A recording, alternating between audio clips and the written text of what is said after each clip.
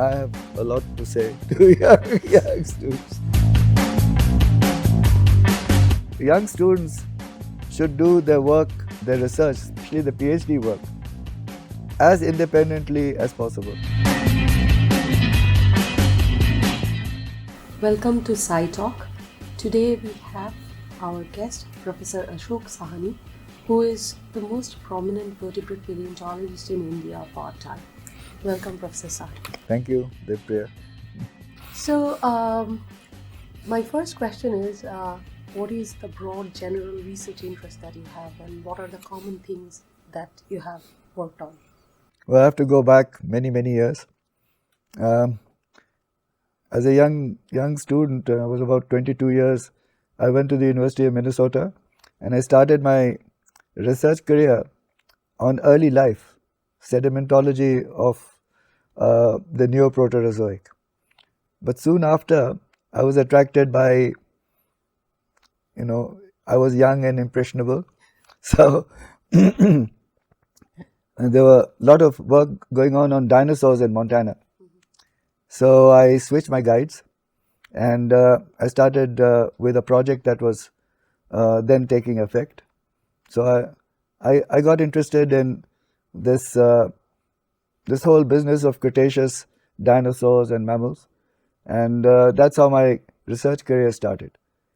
And roughly, I maintained that interest throughout my career. I've done many things beside, and the reason for that was that there was such a rich fossil treasure in India, and my guide also suggested that in order to fully find the true value of whatever fossils there are in India, I should try and do everything. So it was actually intentional. The fact that in the end I started doing many things and not following the straight and narrow path was basically a well-intentioned plan. So that's why I have done dinosaurs, I've done mammals, and everything in between. When we think about paleontology, for many people, it's not the natural choice to pursue. But you come from a background where your uncle was a very famous paleobotanist, Professor Sahni. Your father was also a paleontologist. So was it a very natural choice, or did you have... Well, it was a natural choice for me, but my mother was absolutely against it. She said there were already too many rocks in the home, and she didn't want another member of the family bringing in more samples, and cluttering up her house. But it's correct, that interest builds up in a young boy, and once that interest is built up, I guess you think of no other option. For me, there was no other option. I wanted to teach in a university right from the start, So that's the way I went. There was no second thought. I didn't think of any alternative. Okay. For instance, my sisters also got into academics. So the whole family, for them, teaching in a university or doing research was the thing to do. Your research work extends over a vast span of geologic time, and it covers many groups, starting from dinosaurs to mammals to plants. How do you address a particular scientific question? Is there a... So actually, as I said, it was done on intention. And my thesis, I have to thank my guide, who was a man of great vision, because he said when you go back to India, people will come to you with all kinds of fossils. And so if you have a smattering of knowledge of, you're jack of all trades, it will help you in the beginning. So basically my task when I came back was just opening doors and windows into the geological treasures of the country. It's now the students who have now chosen their specific fields. But my task was very clear, that the more I could expose, the fossil wealth of the country, the better it would be for some future student. So that was the perspective at that time, and that's what I followed. You did your PhD in the US, and many of the people who are trained abroad feel paralyzing after returning to India when they are setting up labs. How was your experience when you came back? I decided if I'm coming back to stay, number one. And I also decided that I'm not going to crib about the conditions here and do all those kind of things. And I'll try my best, because I really, I came back because I thought that this is a country with great potential and I've been trained and so I can do something. Tell us something more about the first research lab that you set up, or the first couple of years. So as I was saying, that another thing I thought that in order to do work, because there was no infrastructure at all, it's always good to be independent of the system. In fact, even now after so many years, I tell all my students, the more independent you are, the better you are going to be. So we in the early days, you must recall that for paleontology, photography is a big issue. The only thing that I was able to get from the States was a good camera. It was a single lens SLR, and I did my thesis photography myself. So I had huge bellows unit. But when I came to Lucknow, I found that there was no real darkroom. So we recreated our own darkroom, and I had a bunch of enthusiastic students who developed this whole photographic system. And they were so enthusiastic, they would come and work all night when it was dark, because we had no dark room, it was just an office room, so that you could only work at night. So we did all that and everyone enjoyed themselves. Your research seems to be driven by fundamental questions and curiosity-based research. Now, there is a big push for doing research with applied effect, or with very strong applied component in it. What would be your thoughts? I learned very early on that unless you're in the geological mainstream, just describing fossils is not going to get you or your lab anywhere. You have to be relevant to what's happening, or what are the challenges of geology in this country. That's something that we realized. And that plain description of fossils, as I said, is not going to help us find our place, our rightful place. So the very early on, we applied whatever we knew. There were 2-3 subjects.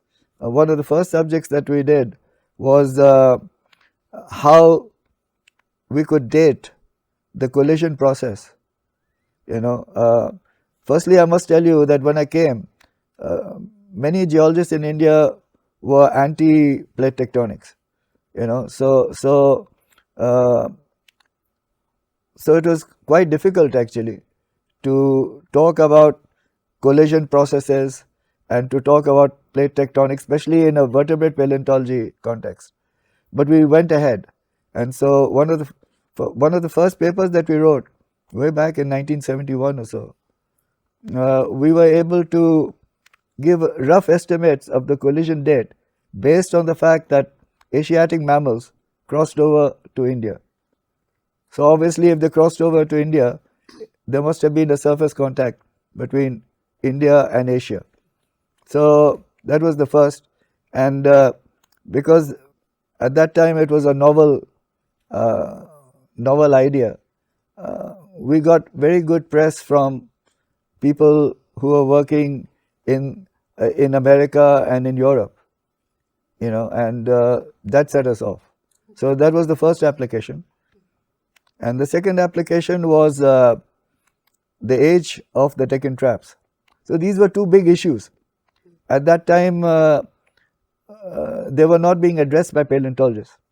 They were being addressed by structural geologists or geochronologists. So we got into the age of the Deccan traps, the second application, the second major application that we did. Actually, on a false note, we thought that the traps, the intertraps, were Eocene in age, because at that point of time, people thought that they were Eocene in age. But when we started working, we started finding dinosaurs, dinosaur eggs, dinosaur teeth, So we were able to contribute to the age of the Deccan traps, and in this way, that since we found Cretaceous elements, we knew that part of the Deccan traps had to be Cretaceous. And these two applications to Indian geology made I think the earth science, Indian earth science community aware of us, because we added another dimension to two major problems in Indian geology. Paleontology as a discipline has transformed quite a bit in last, say, 100 years, starting as a mostly descriptive field to as a tool to biostratigraphy to have its own character and including the modern version with highly quantitative aspect to it.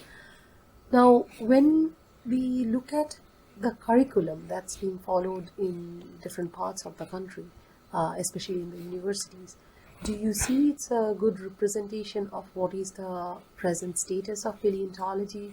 What would be your comments on that? The answer is obviously no. And the reason for this is that we follow very traditional practices, and I think this is a good time to talk about my own, how I studied geology.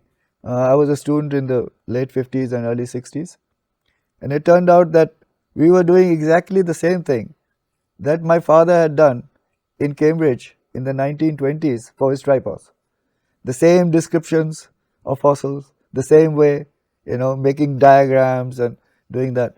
So paleontology has changed a lot, and there's not. It's actually, paleontology has to be seen in a very broad framework, and that broad framework includes interfaces with definitely evolutionary biology, with physics, biophysics, mechanics, with chemistry, obviously. So there are many fields that are integral to paleontology, and we seem to miss out on this very fundamental aspect. We do paleontology for the sake of paleontology.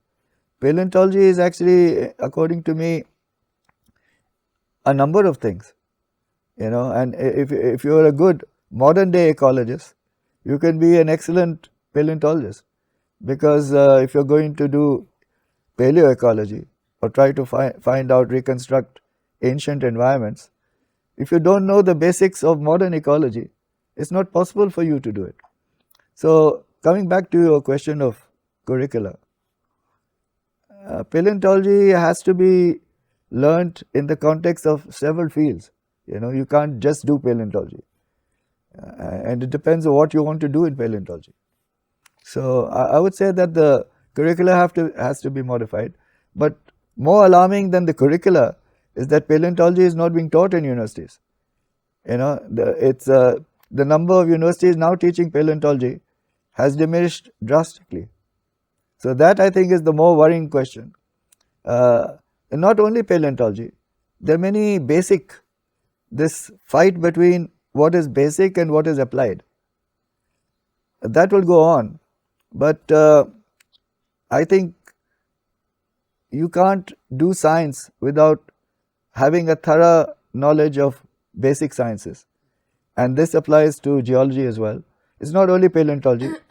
Many subjects like crystallography and mineralogy are facing the same hurdles that paleontology is facing. Everyone wants to apply knowledge. You can do that, but you have to have a basic knowledge to apply something. So we are jumping the gun, I think. Apart from being a successful researcher, you have been an outstanding mentor. If I look at the successful vertebrate paleontologists in India, almost all of them probably converge to your academic lineage. So, I mean, what is the secret behind this level of success as a No, actually, paleontologist? number one, unless your students enjoy what they're doing, they're not going to do good work. So you have to ensure that they really are interested and they're really enjoying. You have the. I think the mentor has to make an effort to always keep interacting with the students to make sure that they are really. If a student is happy and interested, he will do very good work. So I think that's number one mantra. That uh, and secondly, I think giving due credit in publications to a student helps him a lot or helps her a lot. So that was the second thing that I always ensured, even at a very early age of their careers, that whatever they did would be published. In fact, sometimes it's happened that in one case, a girl was doing her MPhil with me, and she left, got married, and went somewhere else. But her work was so excellent that even though she had gone, we made her the first author, and told her that we are publishing the work that you've done. So this actually gives a lot of confidence to students that whatever work they will do, they will get some credit for it. I think that's very important, you know. And then the third is, I always feel, that students do research when at the prime of their life, like that 24, 25, 26. That's the prime. And if they're investing their time and effort, they must feel again happy about it, and they must get due credit for it. So I think these three or four things are important. If you have to run a successful lab, they're very important. What are some of the major highlights of that you would consider as really important moments of your life in terms of your research career? It's So people get into paleontology, or, or they enjoy paleontology. At least I enjoy, because you get to see a lot of places. And paleontology is an interpretive science. There's no other joy if you find, like when we found the first dinosaur eggs, or when I found the insects in amber. There's no greater thrill, because you feel you're there out in the field, the wind is blowing in your hair, and you're seeing this dinosaur nest in front of you. Well, there's no greater joy than that. And then comes the science. So there are two components. One is the thrill of the find, and the second is the thrill of the science. If you find something new, then obviously there are many ways to interpret it. And as I said, paleontology, many sciences are interpretive. Interpretation, you may be right, you may be wrong, but it depends on your experience and your general knowledge of the field. Uh, if you interpret what you find properly, and in case you made a mistake, then it's up to you to rectify it. It's better for you to rectify it than wait for somebody else. So this whole thing, this whole process of going to the field, finding something, and then interpreting it in terms of science, I think that's what paleontology is about. That's what I enjoyed. since you brought up this issue of this excitement in the field, I'll move to the next question. That as paleontologists, all of us are very concerned about the present state of preservation of specimens because once we collect things from the field, often they are not properly kept once a person retires. And the other issue is that many of the field sites are being destroyed for various reasons. So there has been a number of efforts for making a national repository, and in some of the efforts we have been So, contributing. So your comments on that? so this is a real issue, and we have lost several classic sites, classic in the sense of global significance, to people who have built roads or built buildings or who started mining. Uh, I personally think that one of the problems is that we are a vast country, and geology and paleontology have not actually been given their rightful share in school curricula. Many students do not know the significance of a fossil. They don't know how valuable it is. So it's up to us.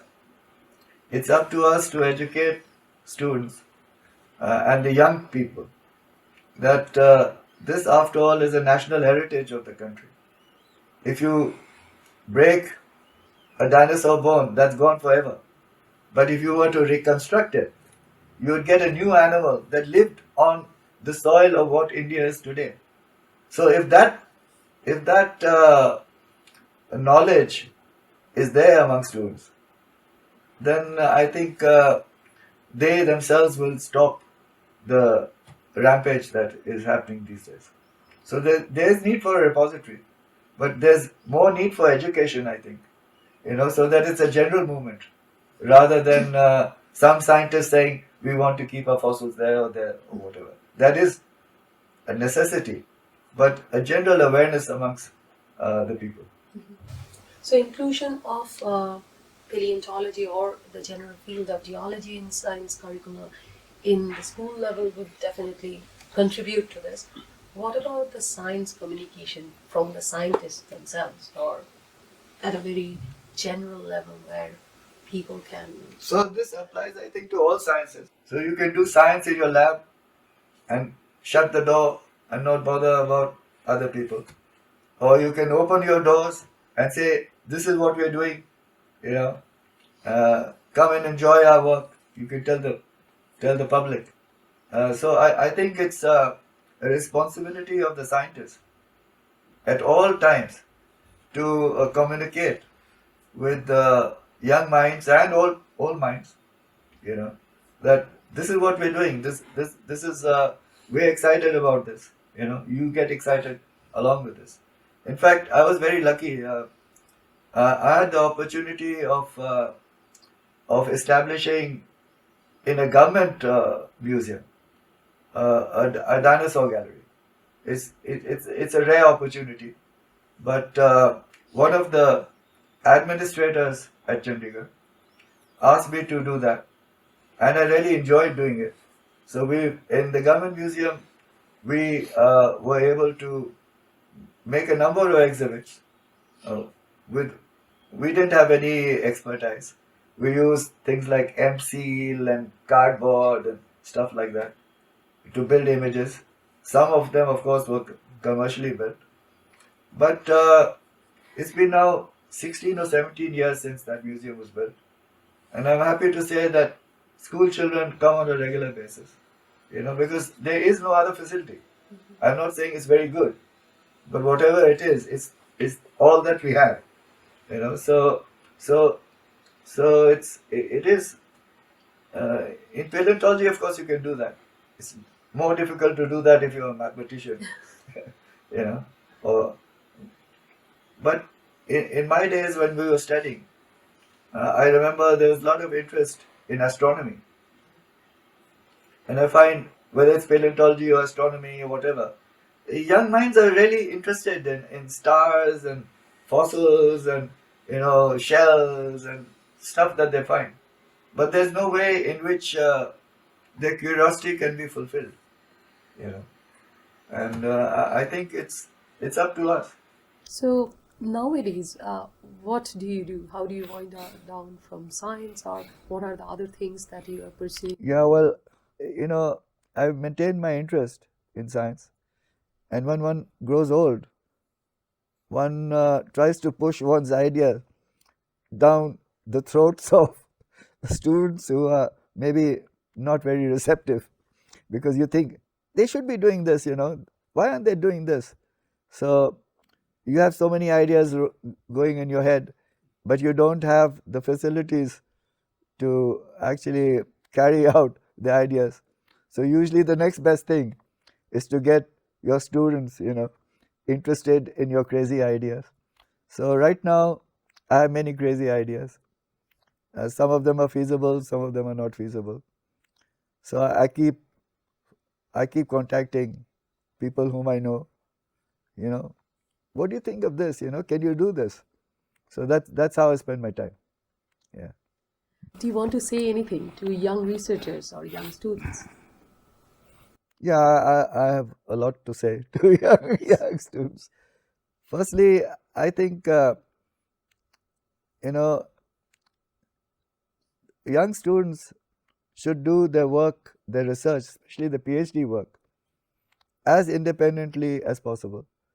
When I was doing my PhD, there was a general communication with my guide, but whether it was in America or later on in Germany, people used to guide from a distance.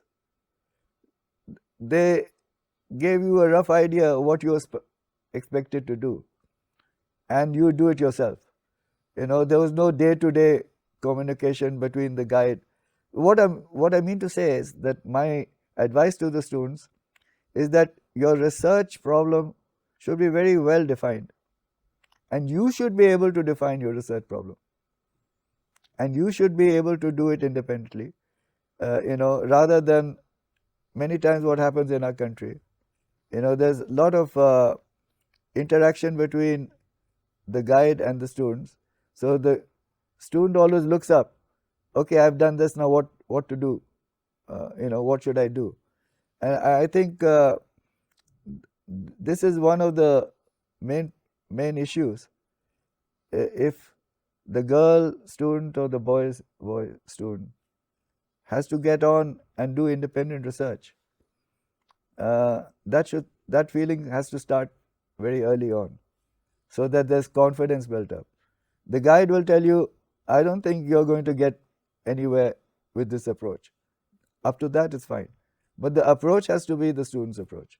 I think that's very important. So my advice to students would be, have very well-defined problems which have some relevance to what's happening today, so that after you do your research, people accept your research. I have one issue actually, which maybe this is a good time to get it off my back. So much good research has been done which is relevant to societal needs, but unfortunately it is now trapped in between the covers of a thesis. People have done excellent work on, let's say, landslides, or how the coasts have been eroded. So the civic authorities, if they don't take notice of a young student's work that the student has taken 4 to 5 years to do, all this question of science for societal needs is fine, but then the society has to take note, or the civic authorities have to take note of the work the scientist has done. And this will actually, I think this is very, very important, because it will increase the self-respect of the scientist, that yes, the work that I've done for 5 or 6 years has been taken note of, and people have actually incorporated the work that I did into some civic plan. So this is what I really feel that is very necessary. An interaction between society, for whom you're doing the research, and your own research, the student. Thank you so much for sharing your thoughts Okay. and contributing to this. Thank you very much for the interview.